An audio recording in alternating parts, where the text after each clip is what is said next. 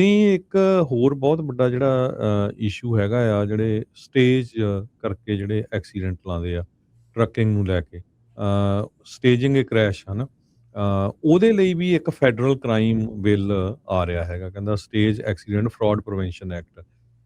ਇਹ ਜੁਲਾਈ 22 2026 ਨੂੰ ਸੈਨੇਟਰ ਨੇ ਕੱਲ੍ਹ, ਜਾਣੀ ਕਿ ਐਸ਼ਲੇ ਮੋਡੇ, ਉਹਨਾਂ ਨੇ ਇਹ ਬਿੱਲ ਇੰਟਰੋਡਿਊਸ ਕੀਤਾ ਆ ਹਾਊਸ ਆਫ ਰਿਪ੍ਰੈਜ਼ੈਂਟੇਟਿਵ। ਨਾਲ ਉਹਨਾਂ ਦੇ ਮਾਈਕ ਕਾਲਨ ਆ ਜਾਰਜੀਆ ਤੋਂ, ਤੇ ਬ੍ਰੈਂਡਨ ਗਿੱਲ ਹੈਗੇ ਟੈਕਸਸ ਤੋਂ। ਸੋ ਇਹਦੇ ਵਿੱਚ ਕਹਿੰਦੇ ਵੀ ਜਿਹੜਾ make intentionally staging A collision with A commercial motor vehicle ਇਹ ਫੈਡਰਲ ਕ੍ਰਿਮੀਨਲ ਆਫੈਂਸ। ਆਪਾਂ ਦੇਖਿਆ ਵੀ ਆਪਣੇ ਬਹੁਤ ਜਿਹੜੇ ਭੈਣ ਭਰਾ ਟਰੱਕਿੰਗ ਦੇ ਵਿੱਚ ਹੈਗੇ ਆ, ਕਈ ਵਾਰ ਤੁਹਾਡੇ ਨਾਲ ਵੀ ਵਾਪਰਿਆ ਹੋਊਗਾ ਵੀ ਬੰਦਾ ਜਾਣ ਬੁੱਝ ਕੇ ਮੂਹਰੇ ਕਾਰ ਲਿਆਤੀ ਵੀ ਹਾਂ ਮੇਰੇ 'ਚ ਐਕਸੀਡੈਂਟ ਵੱਜੇ ਤੇ ਫਿਰ ਮੈਂ ਇੰਸ਼ੋਰੈਂਸ ਤੋਂ ਪੈਸੇ ਲੈਣੇ ਆ। ਸੋ ਇਹ ਉਹਨਾਂ ਜਿਹੜੇ ਬਦਮਾਸ਼ ਆ, ਉਹ ਜਿਹੜੇ ਇੱਦਾਂ ਦੇ ਫਰੋਡਸਟਰ ਆ, ਉਹਨਾਂ ਦੇ ਅਗੇਂਸਟ ਜਿਹੜਾ ਇਹ ਬਿੱਲ ਆ ਰਿਹਾ ਹੈਗਾ। ਹਰਜੋਤ ਭਾਜੀ, ਇਹਦੇ ਵਿੱਚ ਇਹ ਜਿਹੜਾ ਇਹਦੇ 'ਚ ਰਮਨ ਭਾਜੀ ਇਕੱਲਾ ਇਹ ਨਹੀਂ ਹੋਊਗਾ ਵੀ ਜਿਹੜੇ ਬੰਦੇ ਨੇ ਸਟੇਜ ਕੀਤਾ ਵੀ ਹਾਂ ਵੀ ਮੈਂ ਸੱਟ ਲਵਾਉਣੀ ਆ, ਜਿਹੜੇ ਉਹਦੇ ਬਾਅਦ ਵਕੀਲ ਆ, ਅਟਾਰਨੀ ਆ, ਫਿਜ਼ੀਸ਼ੀਅਨ ਆ, ਉਹ ਸਾਰਿਆਂ ਨੂੰ ਵੀ ਉਹ ਇਹਦੇ ਵਿੱਚ ਇਨਕਲੂਡ ਕੀਤਾ ਜਾਊਗਾ।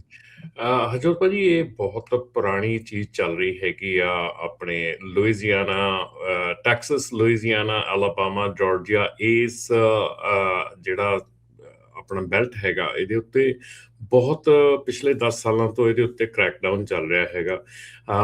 ਜਿਹੜੇ ਸਟੇਜ ਐਕਸੀਡੈਂਟ ਕੀਤੇ ਜਾਂਦੇ ਆ, ਉਹ ਨਾ ਸਿਰਫ ਕਾਰ ਵਾਲੇ ਵੱਲੋਂ ਕੀਤੇ ਜਾਂਦੇ ਆ, ਕਾਰ ਜਾਂ ਗੱਡੀ 'ਚ 4 ਤੋਂ 5 ਬੰਦੇ ਜਿਹੜੇ ਆ ਕਾਰ ਦੇ ਵਿੱਚ ਜਾਂ SUV ਦੇ ਵਿੱਚ ਭਰੇ ਜਾਂਦੇ ਆ, ਉਹ ਪਰਪਸਲੀ ਟਰੱਕ ਨਾਲ ਹਿੱਟ ਕੀਤਾ ਜਾਂਦਾ। ਉਸ ਤੋਂ ਬਾਅਦ ਉੱਥੋਂ ਦੀ ਕਾਪ, ਉੱਥੋਂ ਦੇ ਵਕੀਲ, ਉੱਥੋਂ ਦੇ ਜੱਜ, everyone is included, ਉਹਦੇ ਵਿੱਚ ਸ਼ਾਮਲ ਹੁੰਦੇ ਆ ਉਹ ਸਾਰੇ ਕਾਸੇ ਦੇ ਵਿੱਚ। ਔਰ ਪਿਛਲੇ ਸਮਿਆਂ ਦੇ ਵਿੱਚ, ਪਿਛਲੇ ਕੁਝ ਸਾਲਾਂ ਦੇ ਵਿੱਚ ਬਹੁਤ ਬੰਦੇ, ਲਾਅ ਐਨਫੋਰਸਮੈਂਟ ਦੇ ਹੋਰ ਬੰਦੇ ਜਿਹੜੇ ਆ, ਉਹ ਇਹਦੇ ਵਿੱਚ ਕਨਵਿਕਟ ਹੋਏ ਹੈਗੇ ਆ ਕਿ ਉਹਨਾਂ ਦੇ ਉੱਤੇ ਸਾਬਤ ਹੋਇਆ ਹੈਗਾ ਕਿ ਉਹਨਾਂ ਨੇ ਸਟੇਜ ਐਕਸੀਡੈਂਟ ਕੀਤੇ ਹੈਗੇ ਬਹੁਤ ਜ਼ਿਆਦਾ। ਸੋ ਇਹ ਜਿਹੜੀ ਚੀਜ਼ ਹੈਗੀ ਆ, ਪਿਛਲੇ ਆਲਮੋਸਟ 10 ਸਾਲਾਂ ਤੋਂ ਐਕਟਿਵਲੀ ਇਹਦੇ ਉੱਤੇ ਕੰਮ ਚੱਲ ਰਿਹਾ ਹੈਗਾ।